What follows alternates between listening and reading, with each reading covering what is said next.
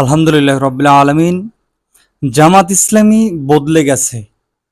আগে ছিল জামাত ইসলামী, এখন হচ্ছে জামাত ইসলামী 2.0।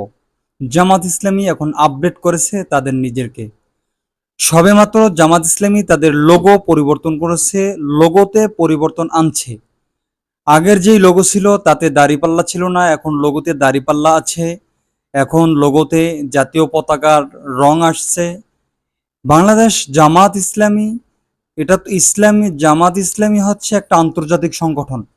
এটা বাংলাদেশে সম্পূর্ণভাবে করার জন্য, বাংলাদেশের মানুষদের করার জন্য বাংলাদেশ জামাত ইসলামী তাদের লোগোতে পরিবর্তন আনছে। কিছুদিন পরে তারা আরও তাদের গঠনতন্ত্রতে পরিবর্তন আনবে। জামাত ইসলামী লোগোতে পরিবর্তন আনছে, এজন্য বিভিন্ন রকমের মানুষ বিভিন্ন রকমের ব্যাখ্যা দিচ্ছে যে তাদের আজকে তাদের লোগো পরিবর্তন করেছে, কালকে তাদের মতাদর্শ পরিবর্তন করবে। হ্যাঁ, নির্বাচনে যাওয়ার জন্য তারা অনেক কিছু করতে পারে বা করবে, তারা অবশ্যই করবে। তারা এতদিন জামাত ইসলামী নির্বাচনমুখী দল ছিল না, এখন জামাত ইসলামী নির্বাচনমুখী একটা দল। এই নির্বাচনমুখী দল করার জন্য, সকলের গ্রহণযোগ্যতা পাওয়ার জন্য জামাত ইসলামী যা যা করা লাগে তাই করবে বাংলাদেশ সকল মানুষের জন্য। এটা করেছেন আমির জামাত ডাক্তার শফিকুর রহমান। অন্য কোনো আমির এরকমের কোনো পরিবর্তন আনতে পারে না, তাদের কোনো সুযোগ ছিল না। এখন বাংলাদেশের প্রেক্ষাপট অনেক পরিবর্তন আছে। এখন এই পরিবর্তনগুলো সময়ের দাবি। জামাত ইসলামী নারীদের সাথে জোটে গিয়ে নেতৃত্ব গিয়ে এমপি হয়েছেন।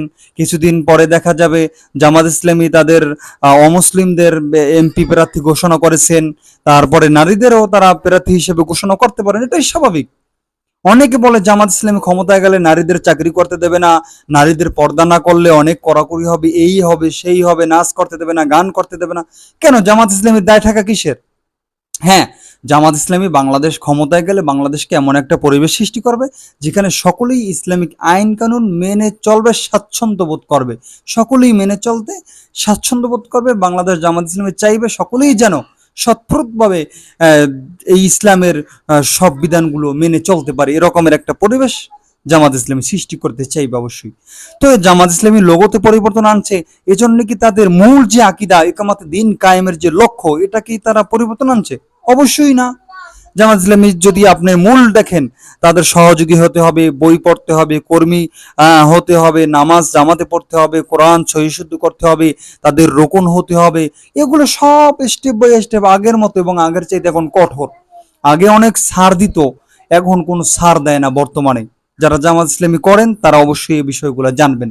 সুতরাং যারা বলে, যারা এই পরিবর্তন নিয়ে বিভ্রান্তি কথা, বিভ্রান্তিকর বিভিন্ন রকমের ভিডিও পোস্ট করতেছে, তারা অশিক্ষিত, তারা আসলে মূর্খ।